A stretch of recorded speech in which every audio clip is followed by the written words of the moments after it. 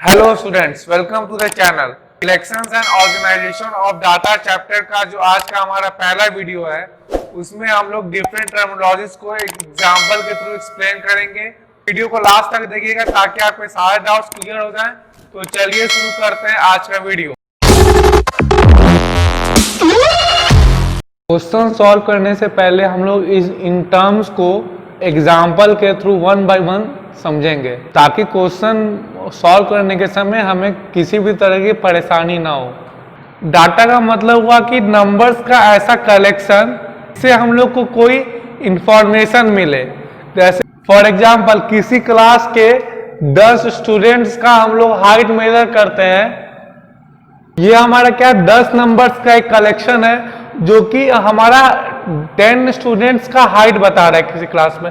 तो एक इंफॉर्मेशन दे रहा है कि हमारे 10 स्टूडेंट्स का हाइट कितना है। तो ये क्या कुछ इंफॉर्मेशन दे रहा है, इसीलिए ये एक डाटा हो गया। ये पूरा कलेक्शन एक डाटा हो गया।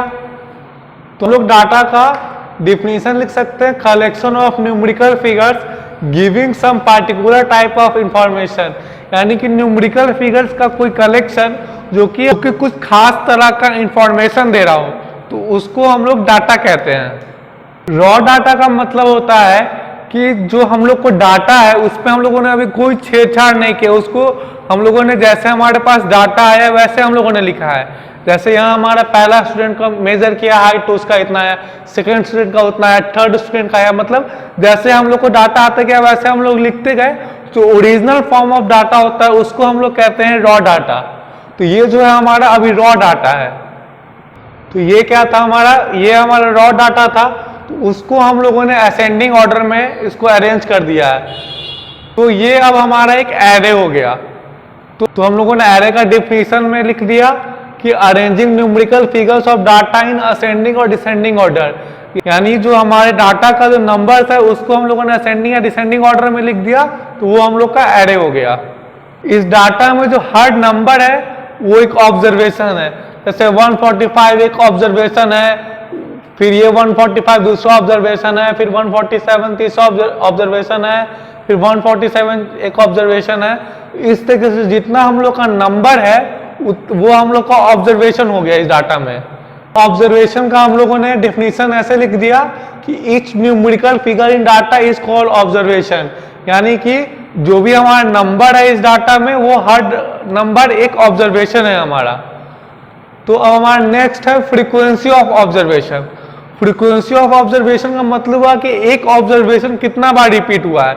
जैसे यहाँ 145 दो बार आया है, 147 दो बार आया है, 148 दो बार आया है, 149 एक बार आया है और 150 3 बार आया है।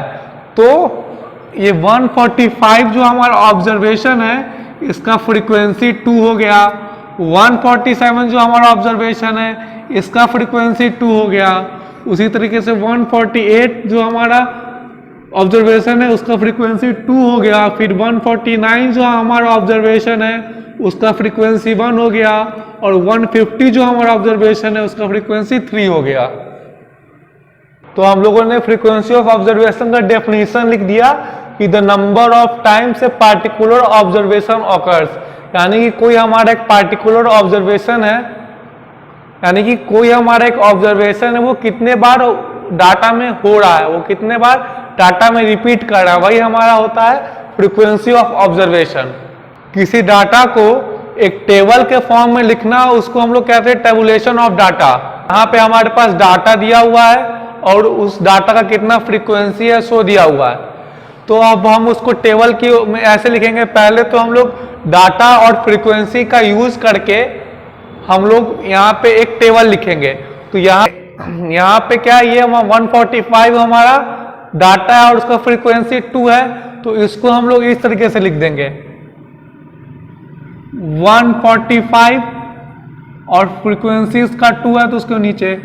फिर अगला डाटा कितना है 147, उसका फ्रीक्वेंसी कितना है 2 है। फिर अगला डाटा कितना है 148, उसका फ्रीक्वेंसी 2 है। फिर अगला डाटा है 149, उसका फ्रीक्वेंसी 1 है। फिर अगला डाटा है 150, उसका फ्रीक्वेंसी 3 है। तो इस फॉर्म में जो हम लोग उसको टेबल के फॉर्म में लिख दिए तो यही हमारा होता है टेबुलेशन ऑफ डाटा। इसी जैसे अभी हम लोगों ने एग्जाम्पल देखा कि उसमें हम लोगों ने क्या, अभी जो हम लोगों ने एग्जाम्पल देखा था उसमें क्या था कि हाइट ऑफ 10 स्टूडेंट्स था।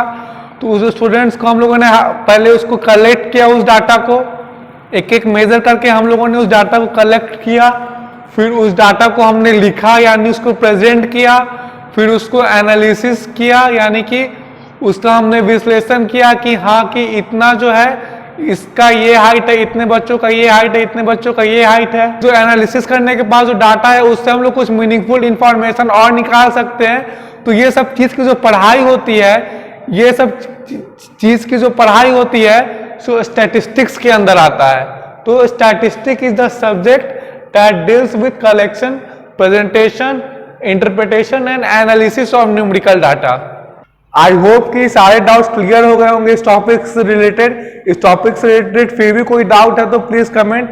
अगर वीडियो पसंद आए तो वीडियो को लाइक करें, वीडियो को शेयर करें और चैनल को सब्सक्राइब करें।